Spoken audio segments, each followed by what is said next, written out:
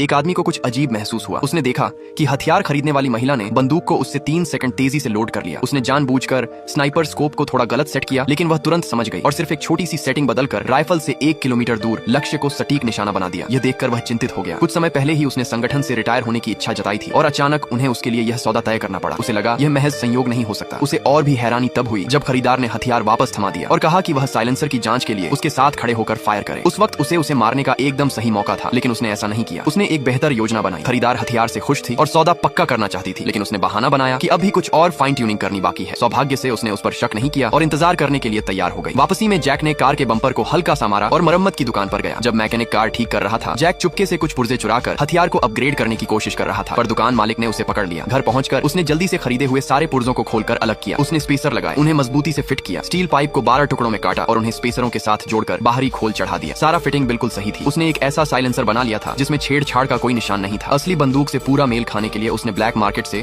एक second hand gun खरीदी। उसे पूरी तरह खोलकर फिर जोड़ दिया ताकि वह बिल्कुल मूल जैसी लगे। उसने जानबूझकर कुछ पुर्जों में हल्का फेर बदल भी किया। अब सबसे जरूरी कदम आया। उसने गोली की नोक को फाइल से समतल किया, उस पर एक छोटा छेद किया और उसमें पारे की एक बूंद भर दी। इस तरह गोली अगर किसी महत्वपूर्ण अंग को न भी छुए तब भी पारा जानलेवा साबित हो सकता था। अगले दिन सौदा तय समय पर हुआ, लेकिन जैसे ही जैक ने विशेष गोलियां खरीदार को दी, वह अचानक बोली कि उसे बाथरूम जाना है और हथियार को फिर से टेस्ट भी करना चाहती है। उसी समय वेटर भी तेजी से रसोई में चला गया, जिससे जैक अकेला रह गया। जैक को स्थिति संदिग्ध लगी। जब खरीदार वापस आई, जैक ने तुरंत एक छुपी हुई बंदूक अपनी जेब में सरका ली। उसने सामान्य बातचीत जैसा व्यवहार किया और वह भी कुछ नहीं समझ पाई। पैसे हाथ में लेकर जैक ने तय किया कि अब इस खतरनाक जिंदगी से निकलने का समय आ गया है। अगले दिन वह अपनी पत्नी को सब कुछ बताकर उसके साथ दूर जाने की सोच रहा था, लेकिन यह नहीं जानता था कि खुद उसी पर भी नजर रखी जा रही है। कोई उसकी ओर बंदूक ताने हुए था। जैक ने ऊपर देखा, वह वही खरीदार थी जो कल सौदा